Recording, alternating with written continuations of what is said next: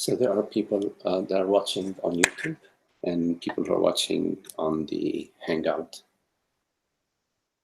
So at some point during the meeting, well, if they have any questions, we'll take their questions. Also, Rashmi, I received your question and I will address that during the meeting later on.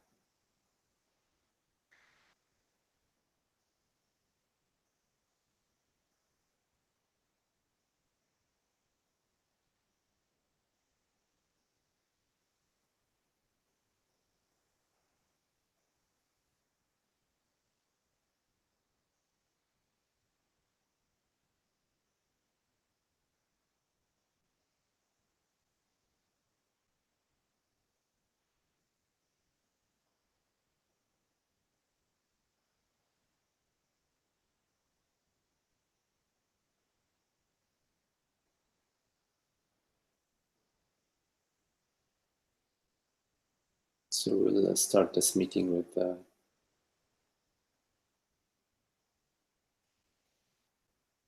period of silence.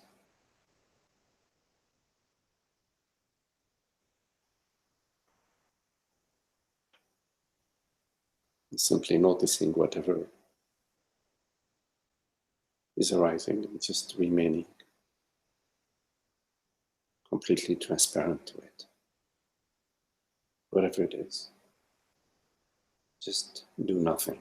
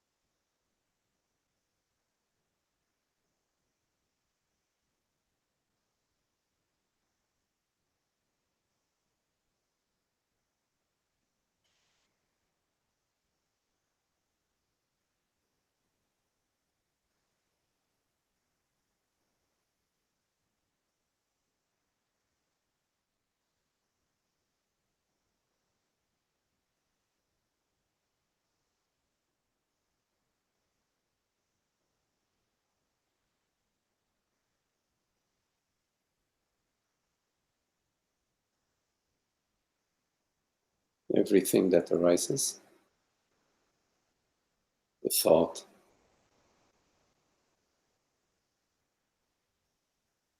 the bodily sensation, the memory, an image.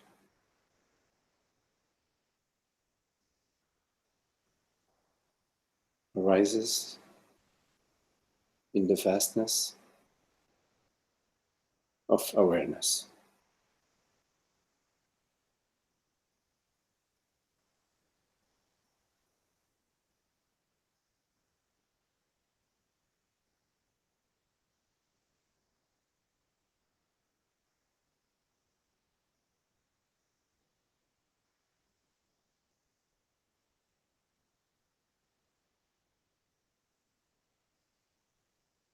There are no borders,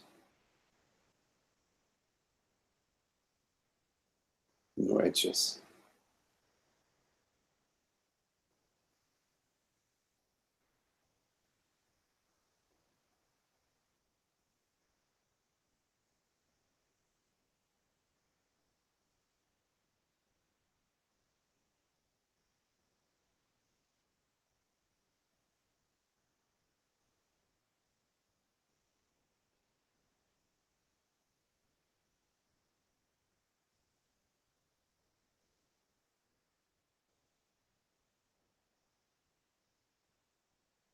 Everything arises in this vastness.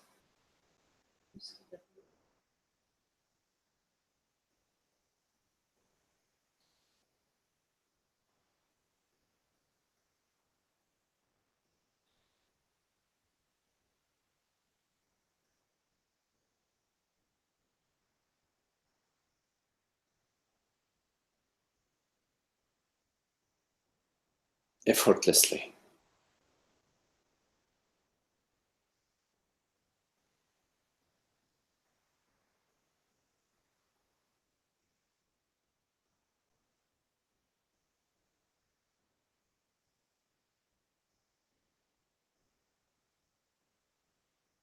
Like passing clouds,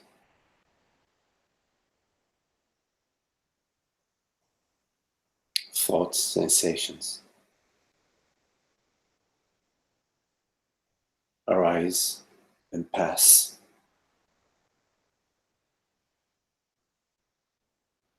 in the vastness of awareness.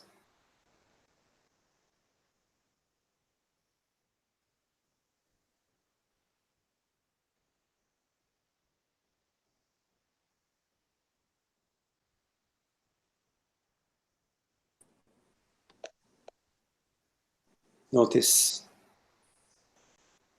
in your body wherever there is any holding, if any.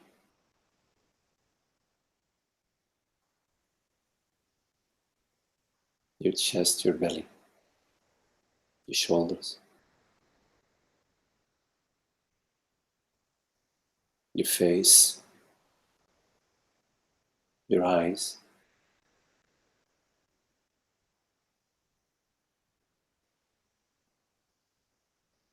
Invite whatever contraction you find, invite it to its complete freedom.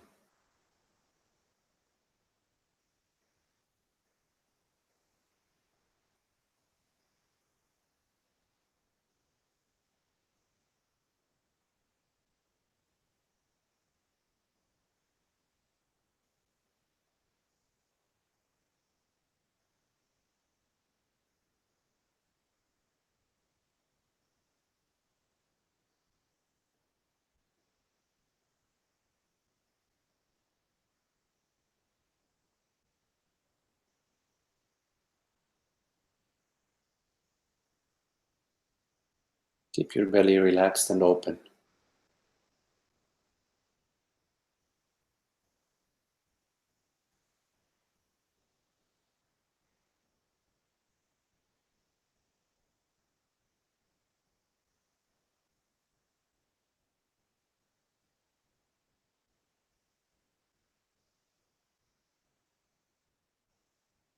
Notice the stillness,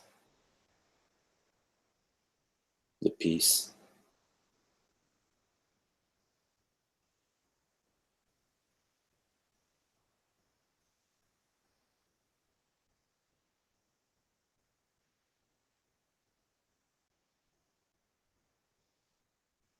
the spaciousness of being.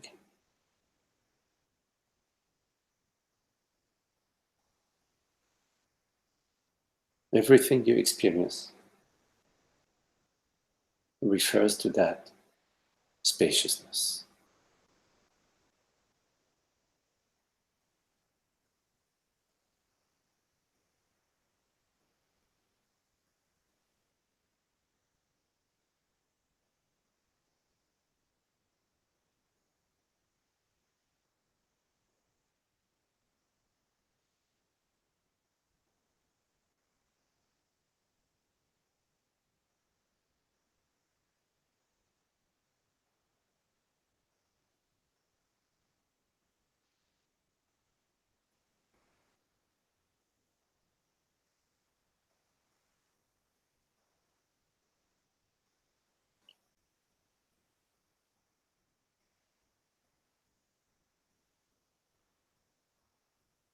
Presence is effortless.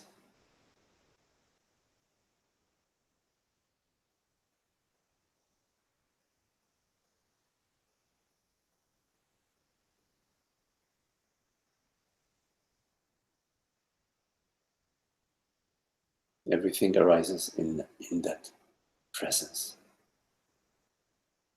that is.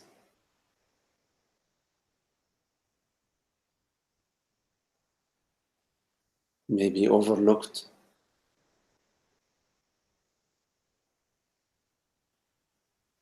like the wide open sky is overlooked when you look at the clouds.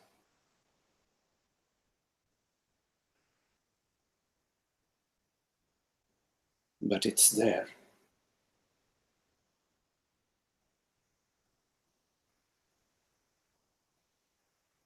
The peace, the bliss, the happiness of our true nature is there.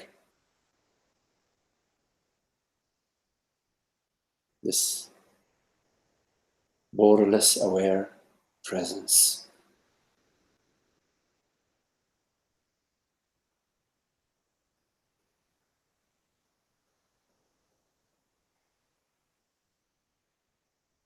That is not divided in mine and yours. That is not divided in inside and outside.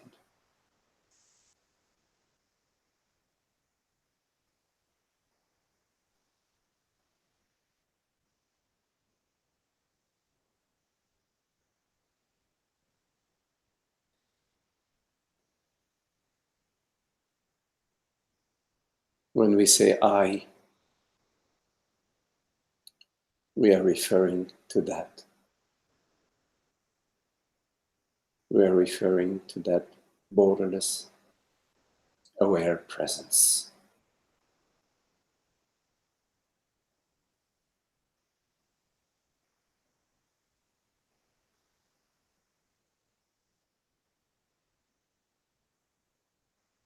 That has no beginning, no ending.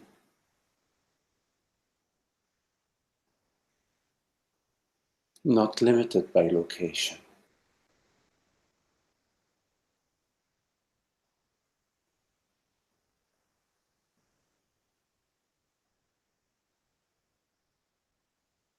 Limitless,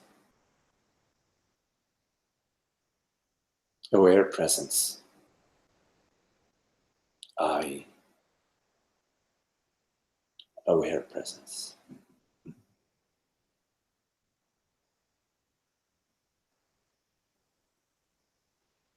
Ageless, genderless, formless.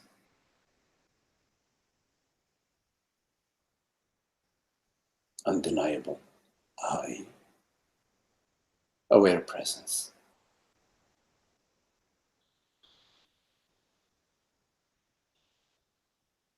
The breath arises in and out of this aware presence.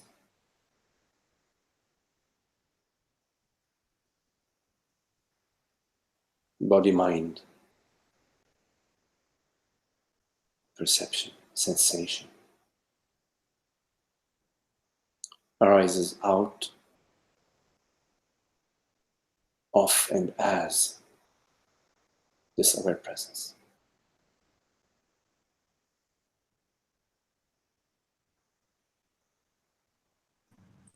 That does not know here and there, that does not know me and you.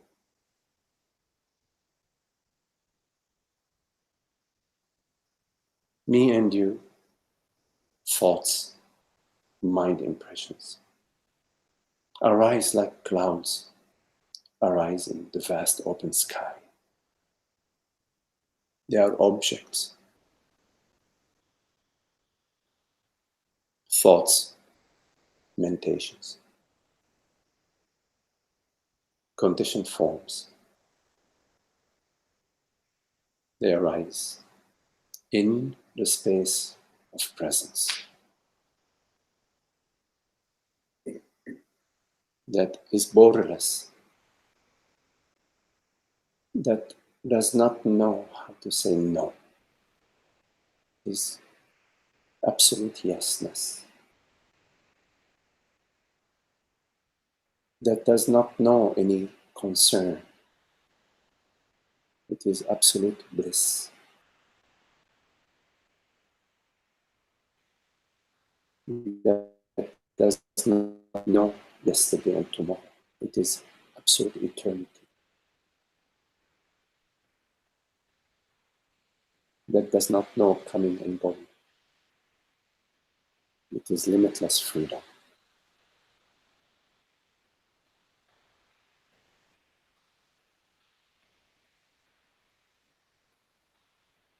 I, aware presence.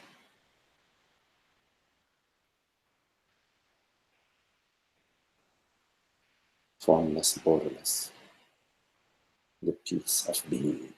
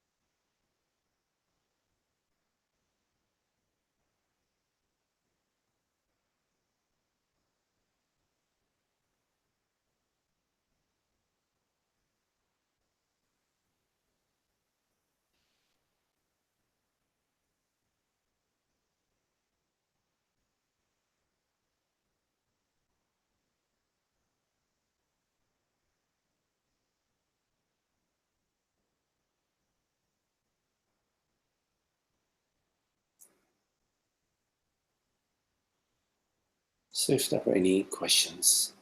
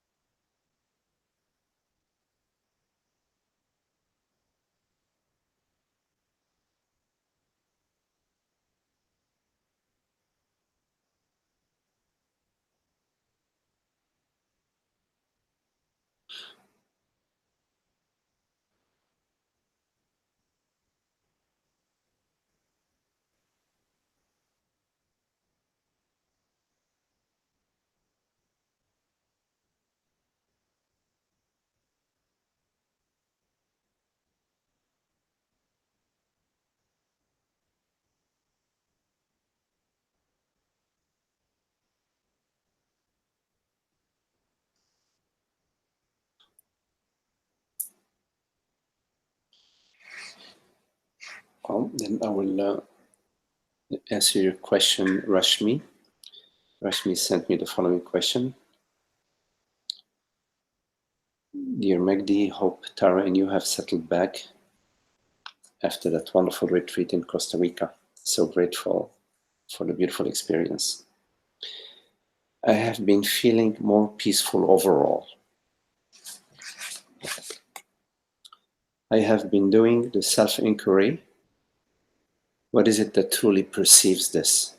Yes. What is the reality that perceives? Yes. I have moments where I can disidentify from the body.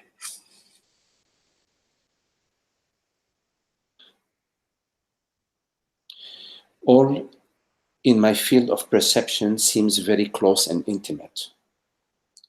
But I still feel separate from others because it seems as if my internal world is experienced only by me and vice versa. I cannot feel what others are feeling and thinking, etc. That is an obstacle seemingly for true oneness to be experienced. Could you please address how to deal with this?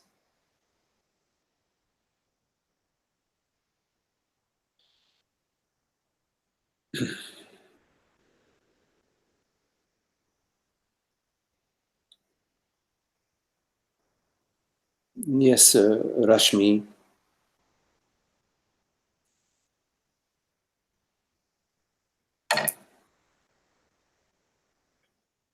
Our internal world is perceived by only I.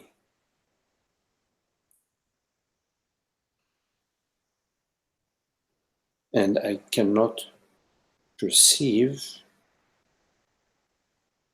what you are perceiving. Let's look at that.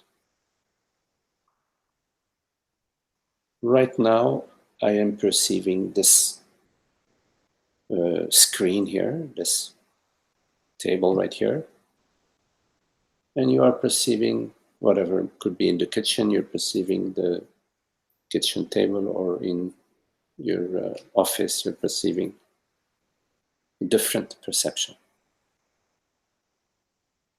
And yes, the perceptions are different. Let's look at your question by taking a look at your perceptions of breakfast this morning, 6-7 hours ago. 6-7 hours ago, you had breakfast, and you also had many different thoughts, and maybe if you were with your family, you had many different conversations. Do you remember every detail of your conversations? Do you remember every detail of what you ate and every thought that you had this morning? The answer to this question is no, of course not.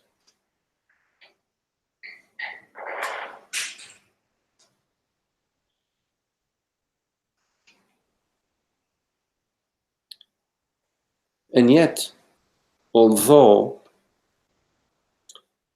you do not remember the conversations and the thoughts and the various activities that you had this morning, it is undeniable that you had them, right? Which means that you can have various experiences over time and not remember them, right? We don't remember what we did last June 14th at 8 p.m. But yet we were there. last June 14 at 8 p.m. doing whatever we're doing. So the I that right now is hearing these words is not Rashmi. The I that is hearing these words is consciousness. Because Rashmi is an appearance. Rashmi appears as body-mind form, as mentation, as sensation. And you perceive Rashmi. You perceive what we refer to as Rashmi. Meaning you perceive the sensations, the thoughts, the images, the bodily sensations. You can perceive your hand and you say, okay, this is Rashmi's hand. So you perceive Rashmi because you perceive Rashmi. You cannot be Rashmi. You cannot be the object that you're perceiving.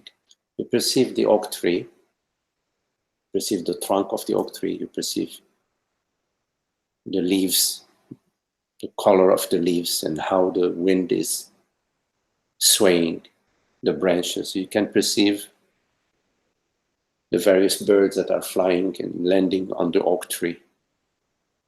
But you are not what you perceive. You are consciousness. So similarly with the oak tree, you are not the oak tree. You are the reality that perceives. Similarly with Rashmi, meaning the thoughts and the images and the bodily sensations, you are not what you perceive. You are the awareness, the consciousness that perceives. That is not an object. You can perceive an object, but what perceives is not an object. So I, consciousness, can experience various thoughts, perceptions, and sensations over time, like whatever you perceived this morning when you're having breakfast, and forget about it. Right? We all know that. None of us remembers the thoughts that we had this morning at 6:40 a.m. Why? Because we don't give a damn about it. It doesn't matter to us. But we will remember where we put our diamond ring because we care about it. We know exactly what it is, right? That we care about. So this is an example to tell you that consciousness experiences over time, all sorts of experiences over time, and does not care about remembering them. Similarly, I'm going to invite you to consider that consciousness can also experience across space.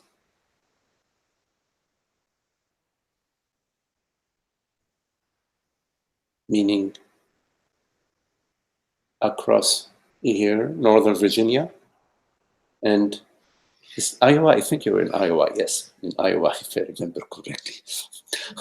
Once you get slightly past Virginia, for me, it's only California. I know a lot of people would feel quite insulted by what I'm talking about. Although I've been to Florida a couple of times and it's too humid too. So I'm inviting you to consider that consciousness also experiences across space without needing to remember. What I'm saying is that it is that same consciousness that is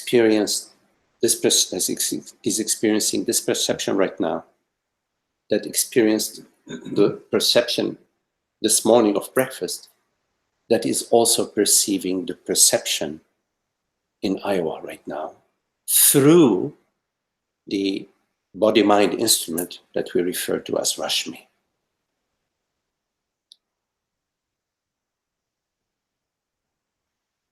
So yes,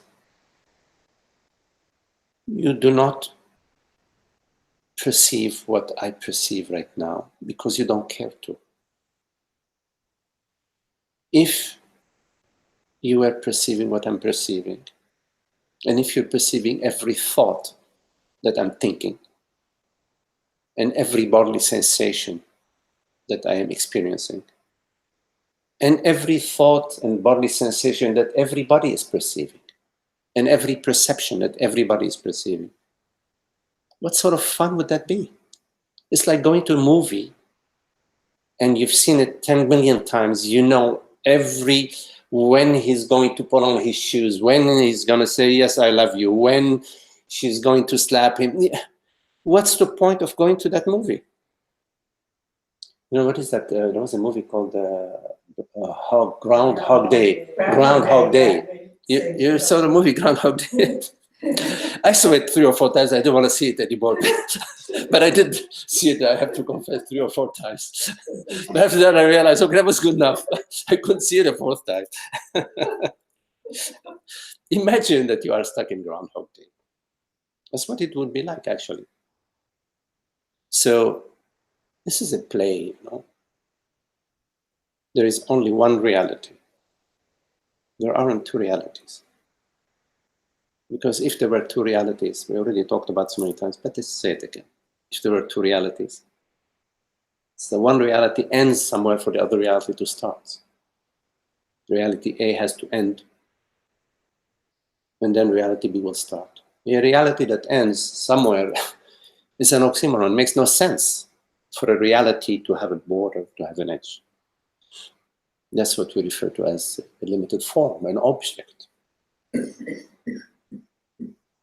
And that's what we do. We take planet Earth, we say, okay, this is Africa, this is Tanzania, this is Lebanon, you know.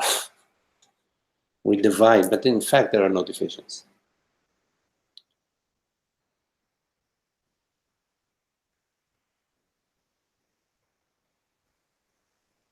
So it's a play. There is one reality, which is consciousness. Just stay with that. Given that there is one reality, the reality that perceives this perception, and the reality that perceives that perception, it's the same reality. Our infinite minds, but there is one reality. Francis Cecil used to use the metaphor of a tower. I don't know if any of you are familiar with the tower with many windows. So you're up in the tower, and there are windows all around. From every window, you have a different perception. From this window, you see the ocean. From the other window, you see the cows grazing, etc. It's only one view, one perceiver, but many windows. I remember once I was with, I think it was with Tara somewhere, I don't remember, in Germany, right? And we saw a tower with a few windows. And I took a picture, I sent it to him. I said, hey, Francis, you're right. He replied, no, there are only 3 windows, not enough. It was just one of those old towers. But, you know, they used to build towers in the old days. So coming back to your question, Rashmi, be open to the possibility that is that same consciousness that is perceiving infinite perceptions.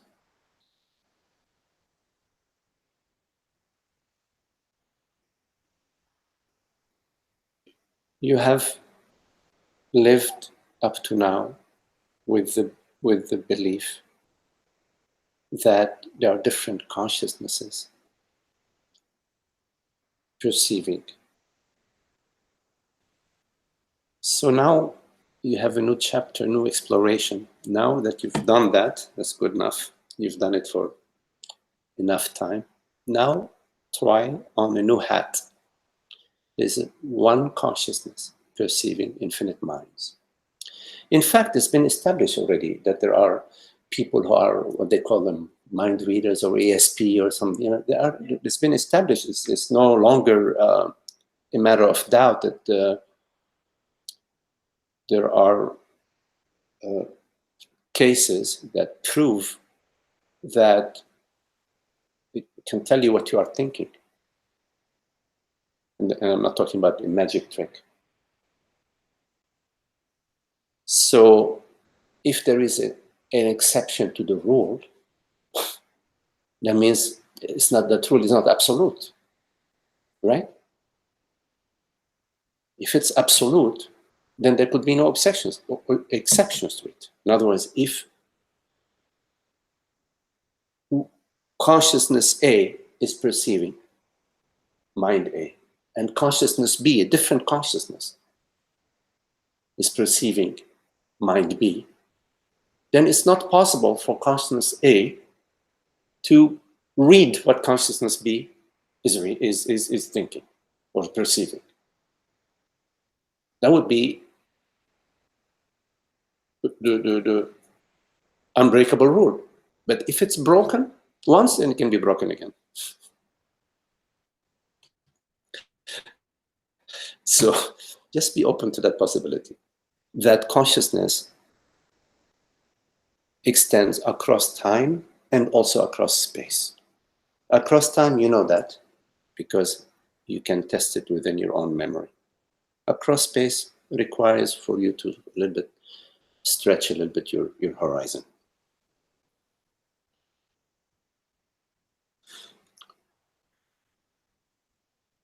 You also write, Tara, and you briefly mentioned fake it till you make it. Fake it till you make it. With respect to being pure awareness.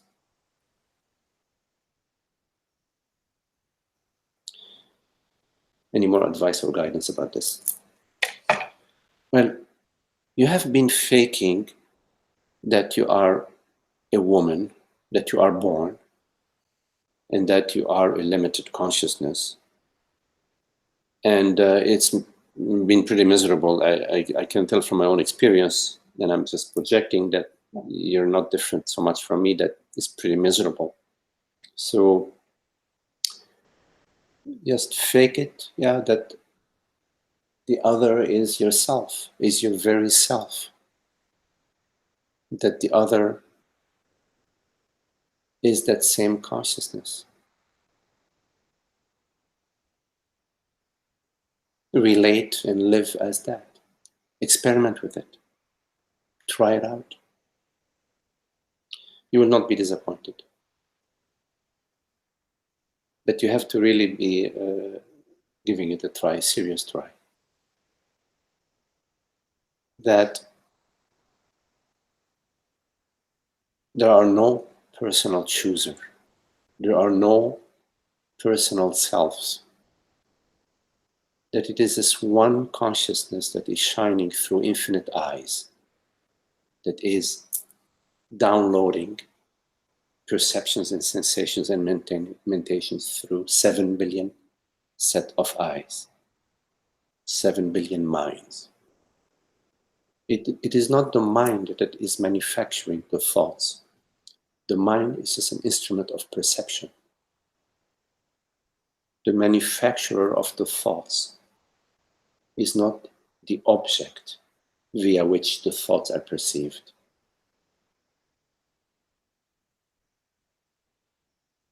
Everything that arises out of the reality is imbued with that reality. The thoughts and the perceptions and the sensations refer to the reality that perceives them. They do not refer to themselves.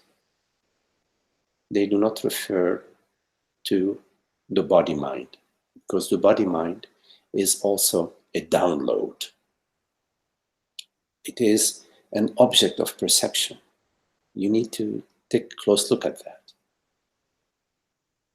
Otherwise, you will continue to mistake yourself to be a body mind.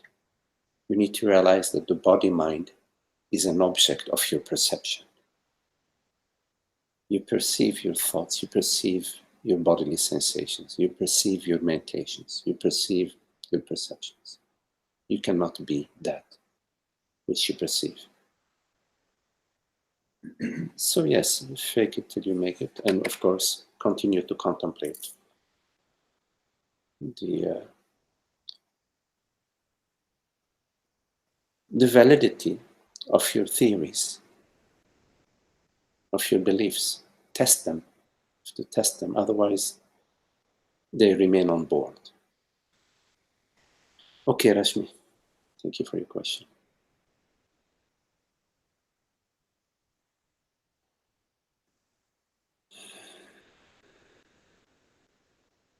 Any questions here?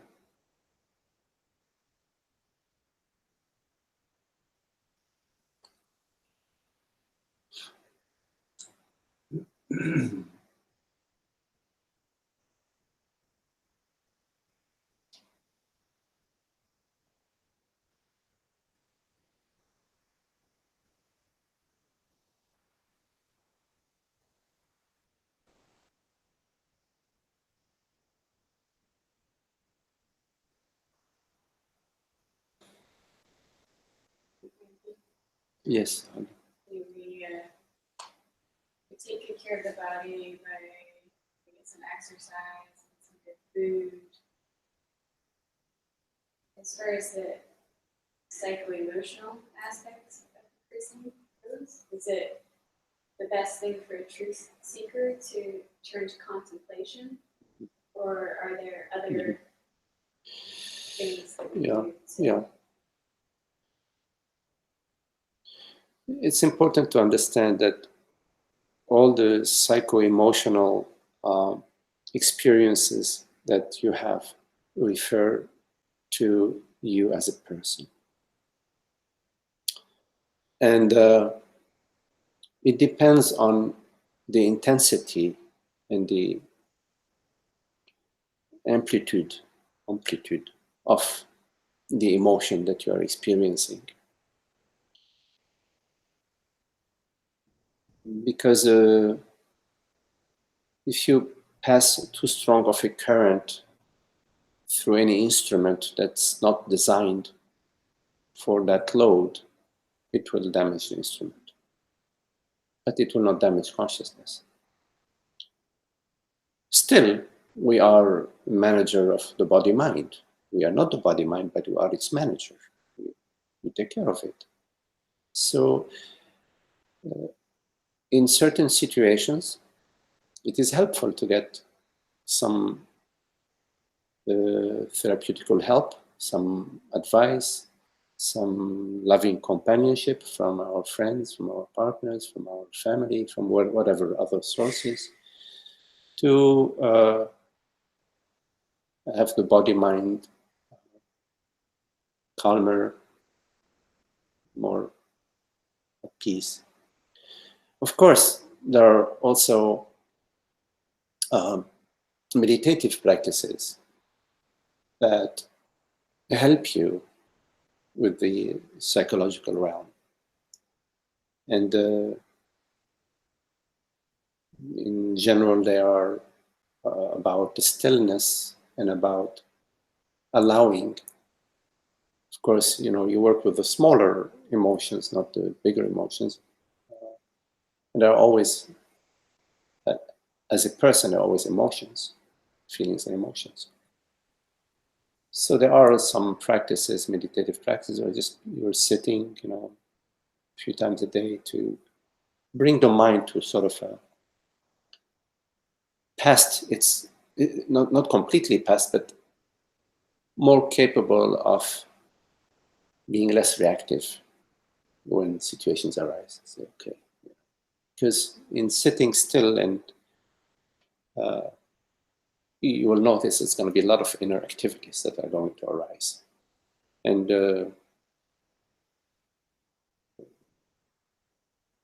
in just remaining in presence as they're arising, you will find that the mind gets calmer and quieter, and you're able to be less reactive. But yes, absolutely, for a truth lover, because we are interested in truth and not in the la-la land of the body-mind and the emotions and the reactions and the feelings. It's very important to be very clear. What is your real interest? Because if your interest is to have a happy life, that's not an interest in truth. It's an interest in having a happy life. But the thing is that if you're interested in having a happy life, it won't work. You have to somehow go through an interest in truth in order to have a happy life. It would be sort of a byproduct of your interest in truth. So in a way, when you come to understand that there is no way to have a happy life or a happy body or a happy mind without the contemplation of truth, once you come to that understanding, it will save you a lot of time in chasing the rabbit. You're on the right path. So yes, for a truth lover, the contemplation is contemplation of the reality of consciousness, and not the reality of what arises. What arises at the body-mind level. Feelings, emotions, memories, worries, thoughts about me tomorrow, thoughts about me yesterday, thoughts about my neighbor, about my aunt, my uncle, my grandfather, my government, that's at the mind level. These are all passing appearances. They're forms. And when you are so concerned and obsessed by the forms, you're like in a raft in white waters. I mean, because they don't stop coming at you. They keep coming, One day she loves you, next day she doesn't. One day the neighbor is a good neighbor, next day he gets a dog that is running after you, and you cannot have peace in your own yard. You never know. So we come to the understanding that there is a realm of body-mind, and that the realm of body-mind is like the weather. Is the external weather and the internal weather, but in fact there isn't an external and internal. But in a way there is, but there isn't. It's all one realm. And so we realize that realm is a realm of movement and activity and motion. But there is also a different realm, which is really not a realm in the sense of the reality of awareness, that is unperturbed, that is undisturbed by anything that arises, like the wide open sky is unperturbed by the clouds that arise in it. And that realm is the I awareness, I presence, the very self that is right now, the I that is right now. There's only one I, one self. That is not something that you can damage. It's not phenomenal in the realm in the sense that it has, that is a subject. It follows a subjective realm. That it's conditional. It is not conditional. Yeah, there is nothing that is outside of it that can condition it and affect it. So yes, for the truth lover, the contemplation of the reality of consciousness, the reality of presence, which is a piece of being, is the path. Is the path and the destination.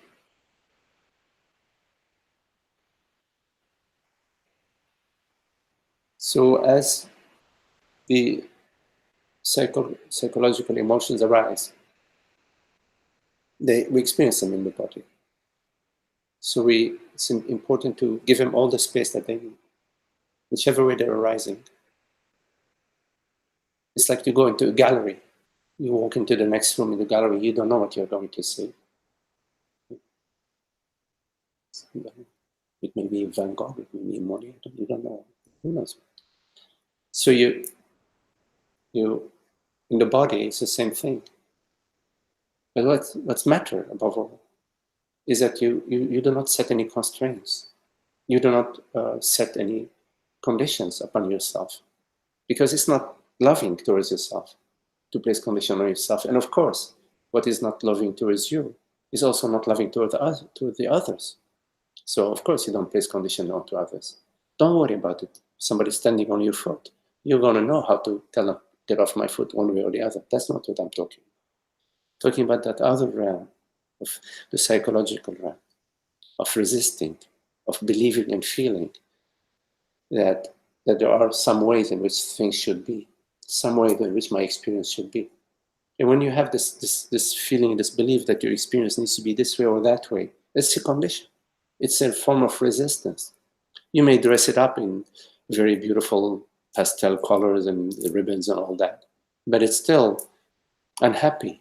It's still some form of tantrum.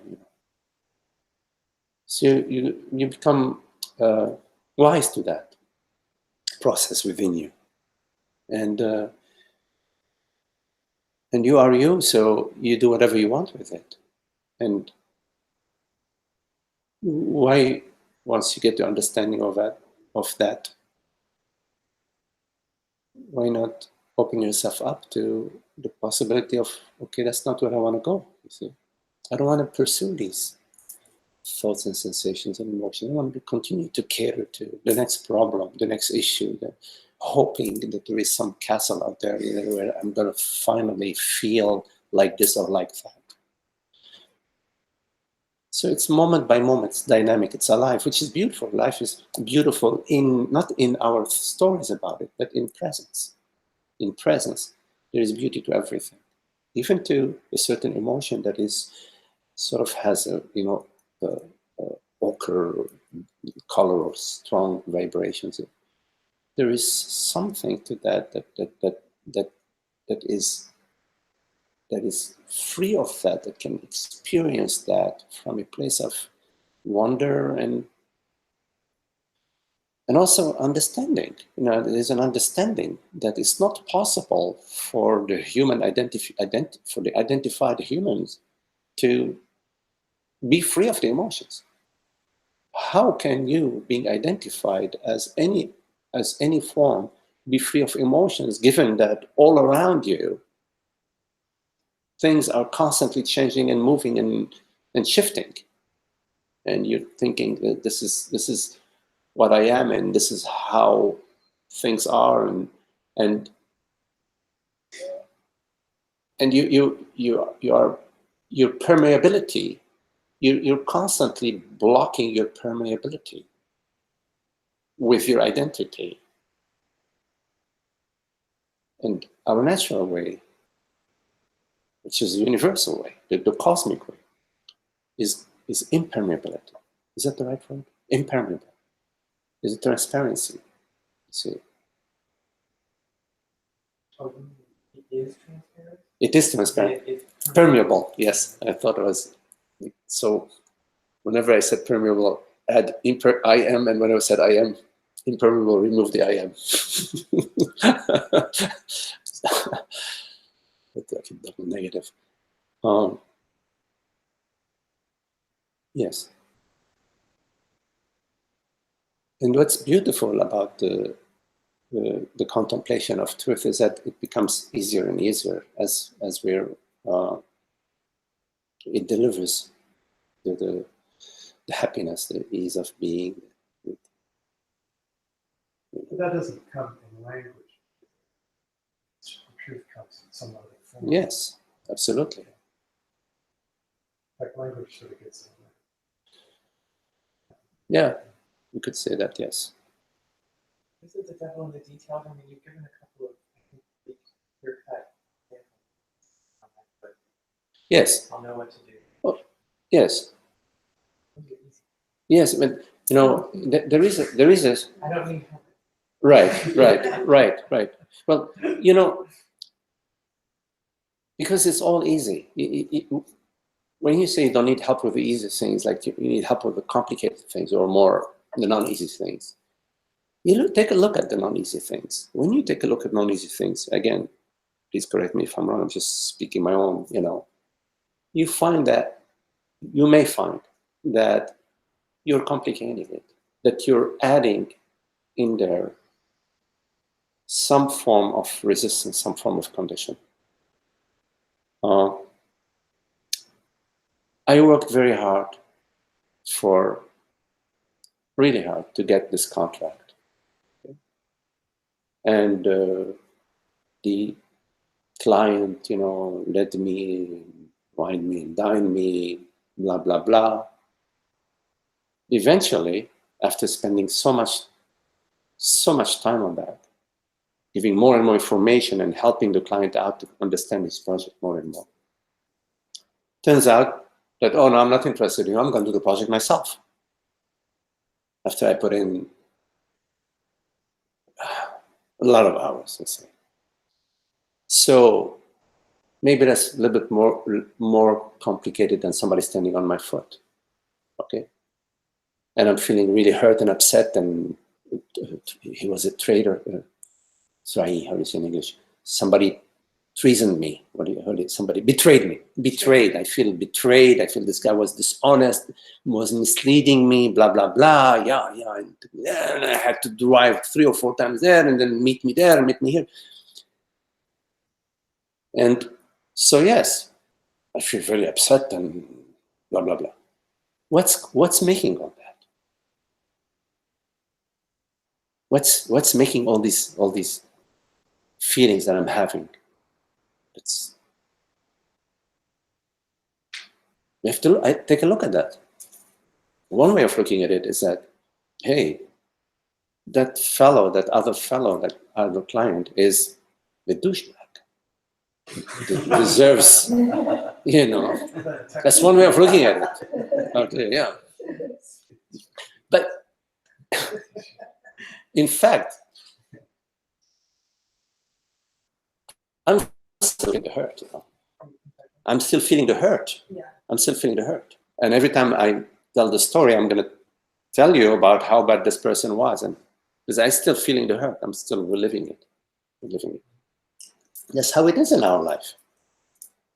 And we feel that we're right. The other one is wrong. That's how we feel. Mm-hmm. Now, is there another way? And in fact, there is no other way for the human body-mind identity.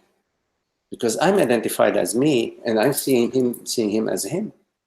And one way or the other, if it's not with this fellow, it's going to be with that fellow. If not with that fellow, this fellow, it is going to arise again and again and again and again. Just a matter of time. Even if you can talk these stories about how I have to save other people from the person, I'm going to go around and do this all over town, and I should tell the other contractors. That's more of the same. Right. It is more of the same. It's like weaving the story. It's still more of the same. It's couched in altruism.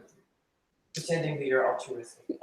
That's superficial. That's not.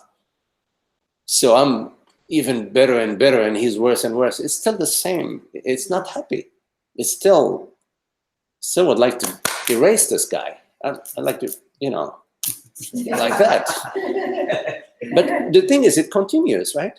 Because what I'm suggesting is because there is identity. So we do things because we really want things for me. We don't just do things out of a sense of play and life and celebration. No, there's something at stake. If I don't get this contract, there's something at stake. I am sweating, working really hard, blah, blah, blah, blah, blah, blah. It's a story. Because there isn't sense of play in what I'm living. I'm taking it seriously. What am I taking seriously? I'm not taking seriously the play, I'm taking seriously me. Me. Of course I'm going to take the play seriously. I'm going to respect you in the play. I'm not going to come stand on your foot or abuse you. That's me. The others live as they wish. I'm just talking about that's taking the play seriously. But we don't take the play seriously. We take me seriously. What am I getting? What am I getting? What am I getting? Okay? And then there is good and bad. I get it, it's good. I don't get it, who wronged me? Who wronged me? Oh, I cannot find anybody who wronged me. It must be my mother. It must be my grandmother. It must be my genes. It must be the government. Must be my astrological signs. Follow? How long ago? I'm sorry? How long ago was this? How long ago? What? Oh, was that? Let's see.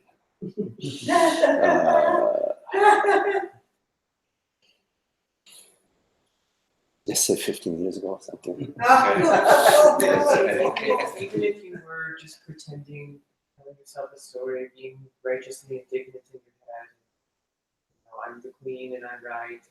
And Yes. Yeah, even if you're doing that, let's say just a little different, this person is a cheat. Yes. How do you choose? How do you see past your own self-serving, emotional stuff? Yes. But still act in a way to help protect others that you may Yes. tell yourself Right. you're being righteous, and maybe you are, maybe you Yes. aren't, but there is a righteous thing. Yes. There are people who don't vaccinate their children. Yes. There are, these sorts of things Right. that you can get excited about, and you have a personal attachment to it. So, Well, nonetheless, in the end, there still are facts. yeah. So, somehow there's Yes. still. Yes. Yes. You see, first, just to tell you about me, I don't have any of that. I don't have any personal attachment to anything in the dream. Okay. But if I did,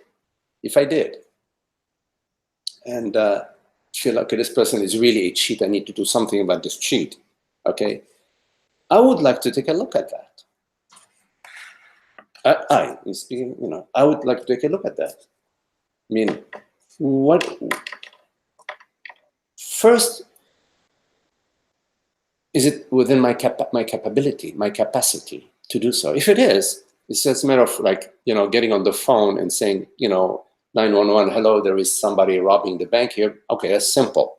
I pick up the phone, done. I walked by, I saw somebody who was harming somebody else, and I can't intervene personally, I'll make the phone call.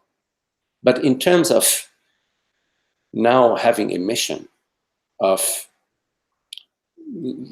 saving others from this person who is actually a cheat, a genuine cheat, his plan is to, who am I going to rob next? I may write a letter if I know anything. I don't know. I'd write a letter to maybe Better Business Bureau or something. I might do something. I may go file a complaint with the, but that's the extent of it. I mean, yeah,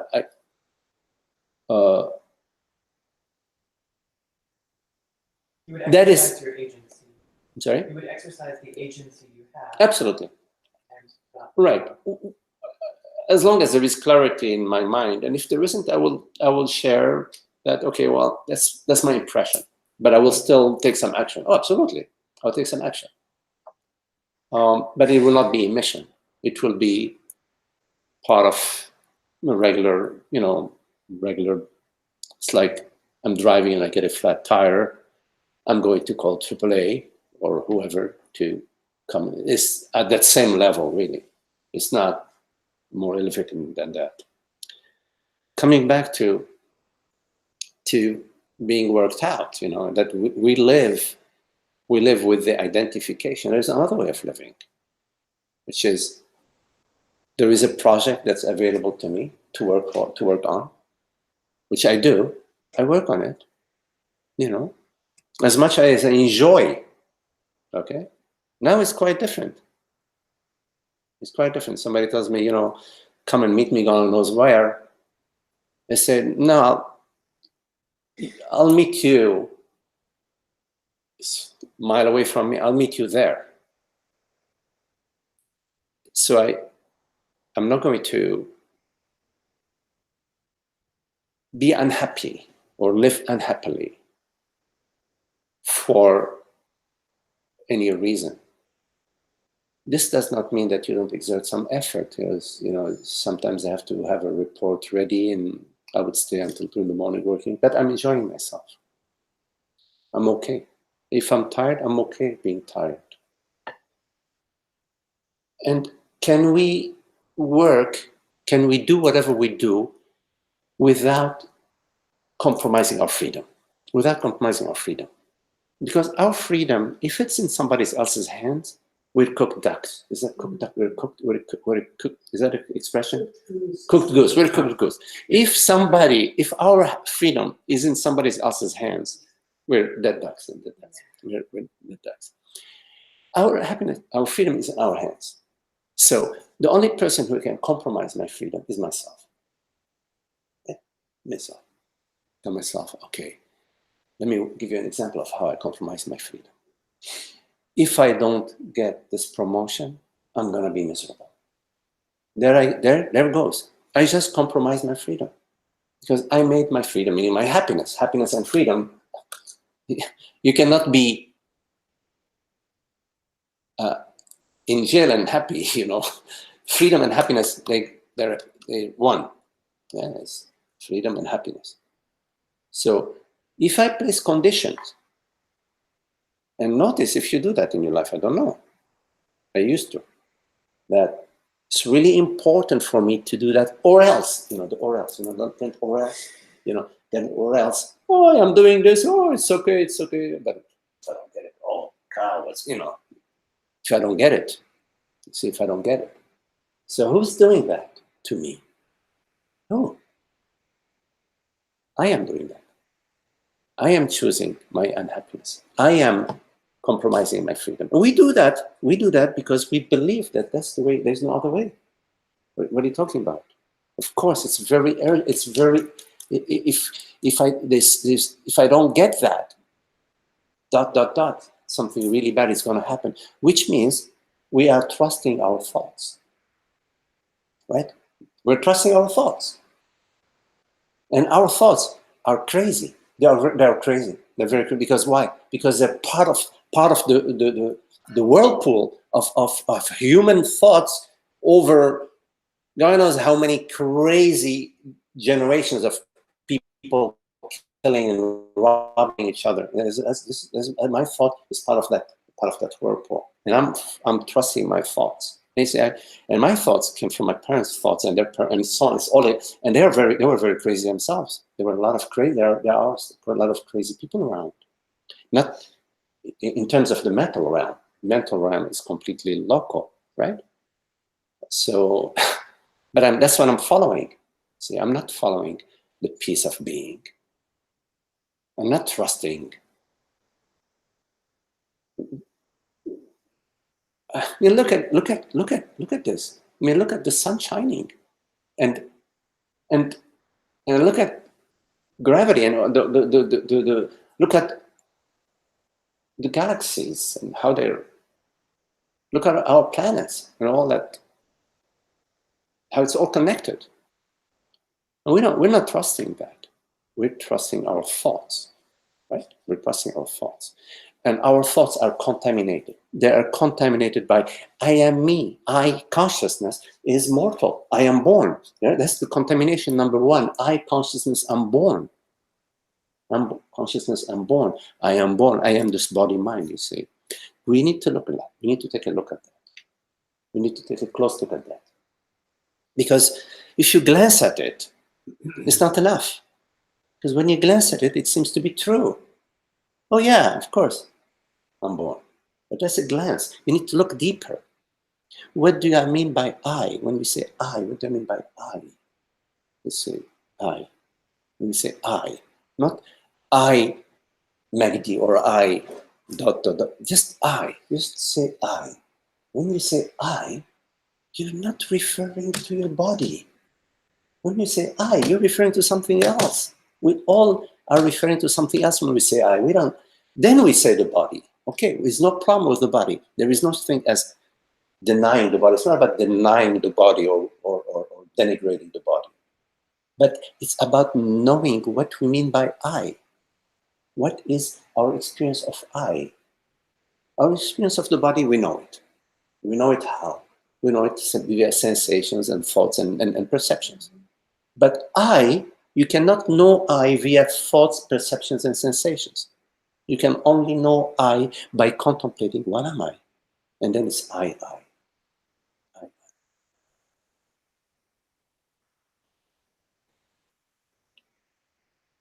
Oh, hi, Anne. I just see your question on YouTube.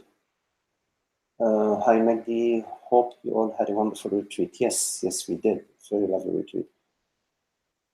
Is the felt sense of the body also an object of perception? Yes, Anne. The felt sense of the body. Now, there are two ways of looking at the felt sense of the body. there is a specific sensation.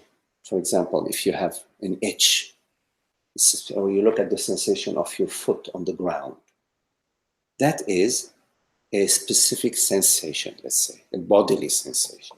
It is a perception. That was the question. Yes, it is an object of perception. It is an arising. It has a certain form, a certain shape. You can sort of describe it more or less, in some abstract lingo. You can describe the sensation of your foot on the ground. You could say it feels like a little tingling or a little some vague wave or whatever. You could describe it. So it is an object of perception. Yes. Another aspect of the sense of the body is this general me feeling.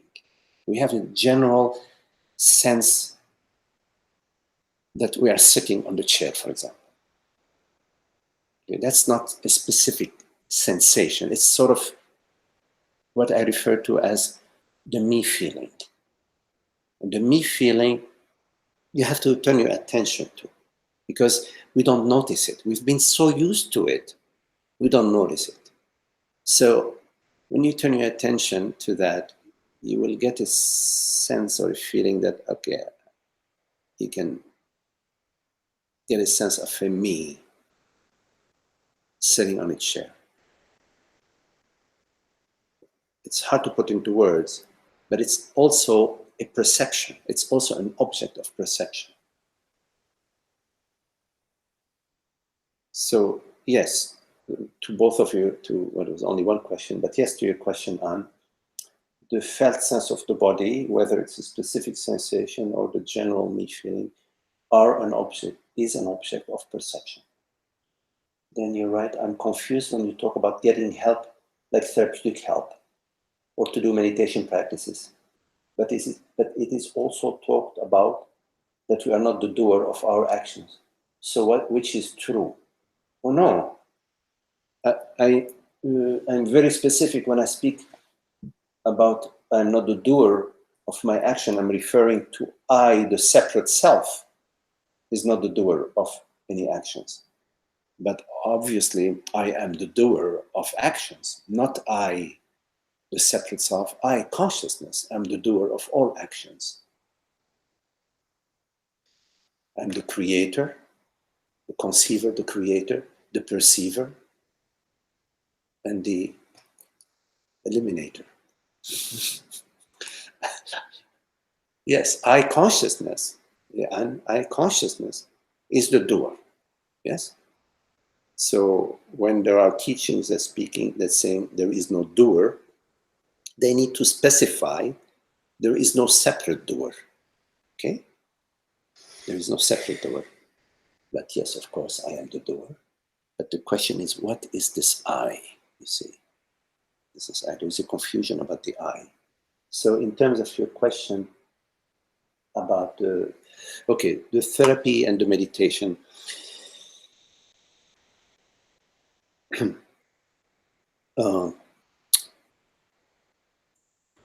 you see, it's not enough to say, okay, there is no separate self, there is no separate doer, and therefore there is no need to meditate or do anything. There is no need to do any therapy because there is no separate self. It's not enough to do that. Why? Because you're miserable and your misery is still on board. You can jump up and down and say there is no separate doer, there is no separate self, so therefore who is going to do meditation? Who is going to go to the therapist? There is nobody to go to the therapist. I am nobody. The therapist is no one, and so on.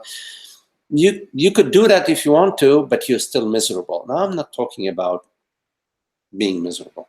I'm talking about awakening from misery, the end of misery. You see, it's very different.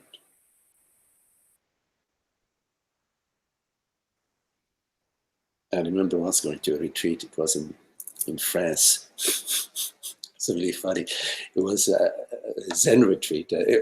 well, so-called Zen retreat. But I don't know what's coming to mind, but it's coming to mind. At the end of the retreat, they give people diplomas. I didn't get one. They give diplomas. Okay, I don't know what that means. It's just somehow it relates. I'm not sure how it relates, but it relates. It's not enough to have the teaching, okay, there is no one. There is no one until there is no one. You see, yes, there is no one, but meaning that yes, there is no separate self. You know what? If your dream is still nightmare, is still unhappy, how about a happy dream? You know, how about a happy dream? So the therapy and meditation, they do apply to the. There is still a doer. There is still a person that is doing these things, an impression of a person. There is still the feeling and the belief that there is a person doing these things, and it's okay. It's okay to work at that level, and simultaneously to be contemplating the reality and the universality of consciousness. It is okay because it may be necessary to be working both at the body-mind level, to sort of invite the body-mind to sort of become less hysteric, less locked, less crazy, less mad, less reactive, more easy to flow with things. That facilitates the contemplation of the self, of consciousness.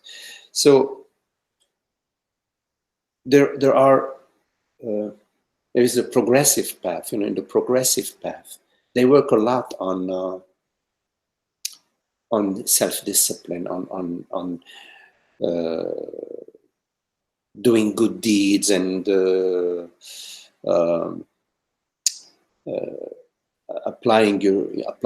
helping people in society, doing all sorts of. They work a lot on the mind, on the body mind, to bring the body mind to a certain state of calmness and peace. And there is a personal self that is still sort of believed in and felt in. And that's okay. It's the longer path to the realization of your true nature. And here we speak directly to the reality of consciousness, that there is one reality. What perceives is this I, and the I is this consciousness.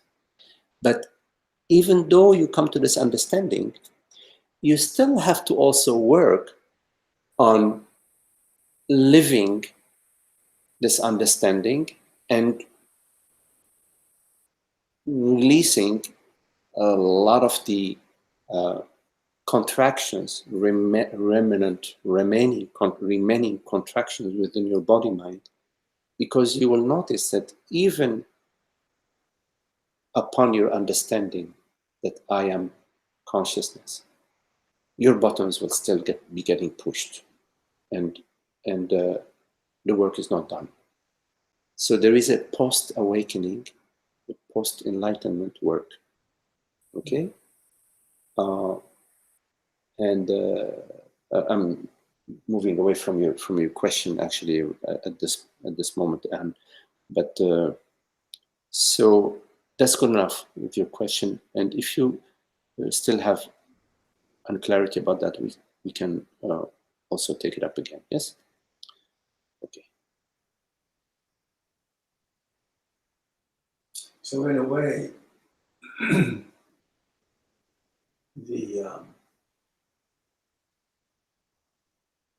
the cheat and whatever is perceived to be bad,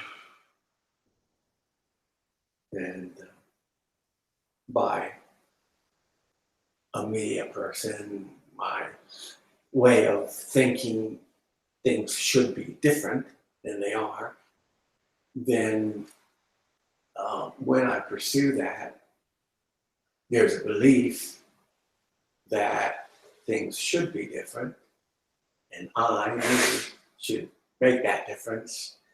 But ultimately, it's not that I, because of, it's in my, say, system, psychology, genes, whatever, to do certain things or whatever. It's more of that because I'm now identifying with that I don't agree with what is happening. In other words, I don't agree with, or I should say, what has already happened. It just is. And it's really more than the me, the person, that is identified with, rather than my true nature. And that's what I'm seeing. And it doesn't mean I wouldn't help somebody do something or whatever. But it just means, because really, really in the end, the truth of this for me is that how far do I go and how much energy do I spend in helping the poverty or helping this or doing this or making sure nobody else gets cheated or so forth and so on. And I've done stuff in my life that's just, it's been so much contraction, but it seems like, again, there's you can say an ego at stake or a person at stake, because what's happening is am I not really looking for my own happiness in doing all that? Am I not looking for a place where I'm going to feel good, and I'm going to feel okay, I'm going to sense of okay, even though I say it's going to be helping others, and I'm generally trying to help others and all that. But it's not necessarily coming out of a free place.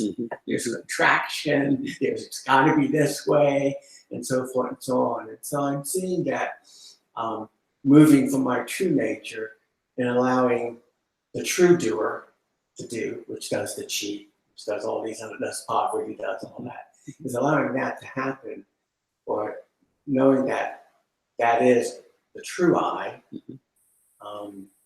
just seems to calm things down. Yes. Yes. And then I can do things, as you say, out of happiness, freedom, love. You see, we have difficulty accepting that there is no guilty one. There is no one who is guilty. We have difficulty in our thinking, in our culture. There is the right and the wrong.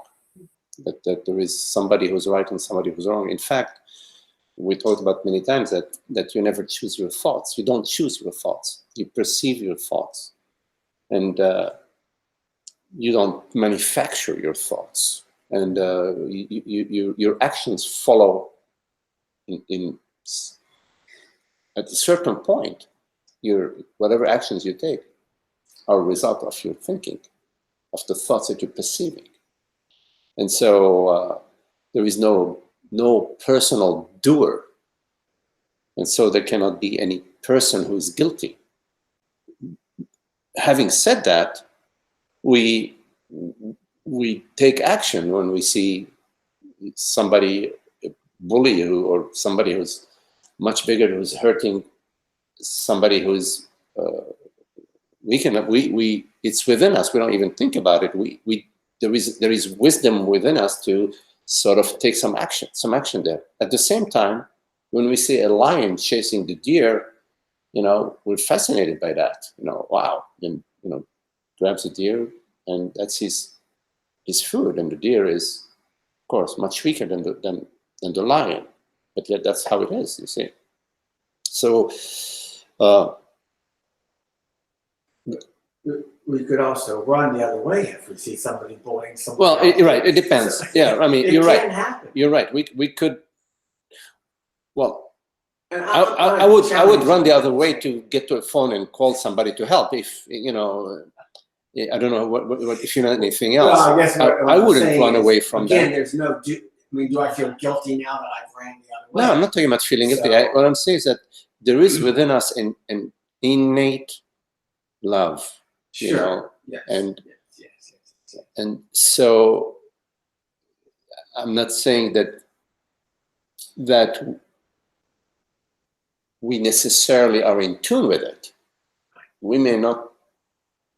We may be in places where we're not in tune with that, and we've seen in our history of humanity how much out of tune we can be with our innate nature, with the. But in a way that, you know, consciousness, as you said earlier, is creating this. So in a way, again, to be identified with it ought to be a certain way is part of my tension. Yeah, right. It's not about it ought to be in a certain way. It is how it is, and you could be perceiving a slaughtering, and join into becoming a slaughterer, or you could be perceiving a slaughtering and become an objector. You know.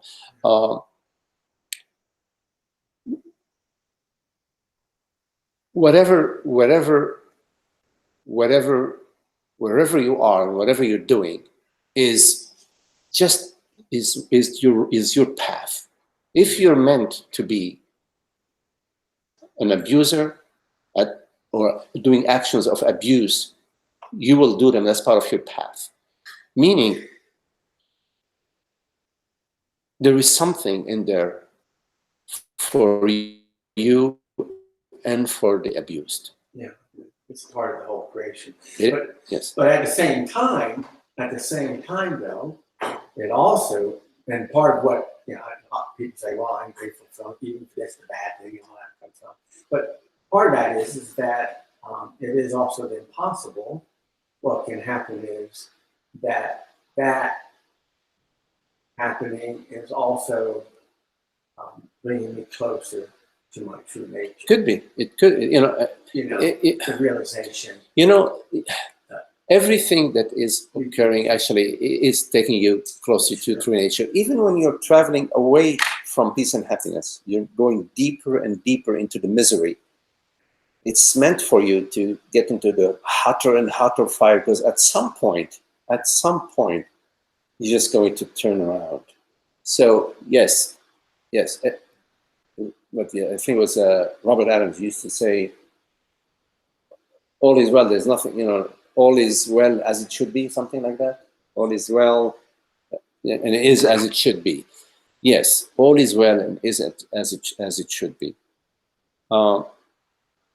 But all that is lots of talk, because what really matters is what's happening right here, right now. That's what really matters. It's what's happening, how am I living, what's happening in my life. Because this is where the rubber hits the road. What is unfolding for me? What are the situations that are happening in my life? How am I living? What am I contemplating? Whichever way it is significant, to be looking at that within oneself. Whichever way it refers, whichever way it arises for you, it's a significant question to be asking yourself. Francis, I remember him saying once on one of his video things, saying, "Are you happy?" Yeah. It's living itself in Yeah. that sense. But but that can certainly be a question too. I mean, Yeah. because there's so much of a person trying to get to a place, or even on inquiry and investigation, to get somewhere spiritually. Yes. But eventually, things Yes. are dropped, and I mean, we're trying to get somewhere, but where we're trying to get is we're already there in a way. is what we are, Yes. because you cannot get anywhere away from yourself. I mean, you know what I'm saying? wherever you go, there you are. I mean, it's, so sooner or later, that movement outwards, that outward movement will quiet down, and come to a standstill. And then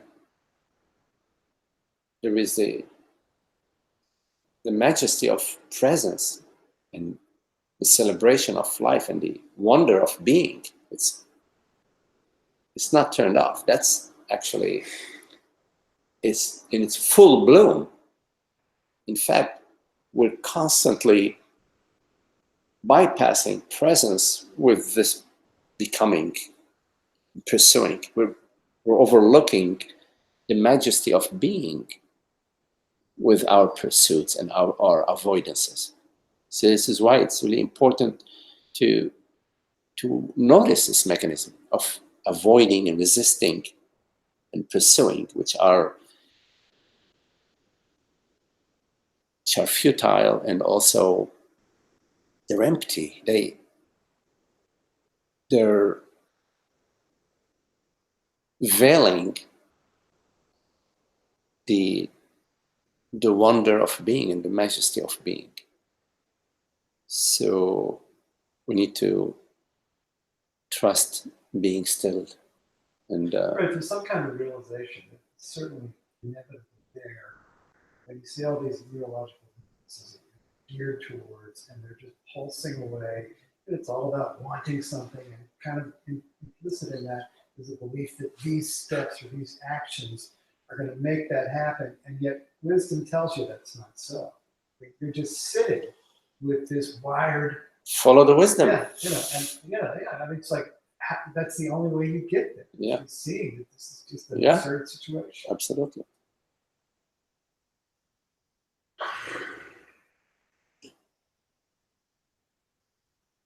You don't need to follow anything that's arising. Just remain with the stillness of being. Peace that is.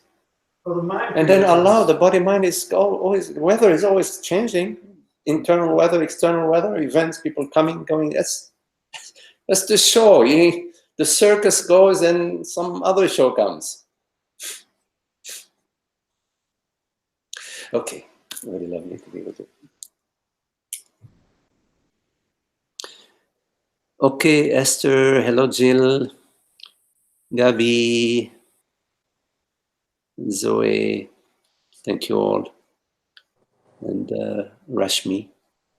Lovely, we'll talk to you soon. Thank you, Magdi. Thank you, Maggie. Okay.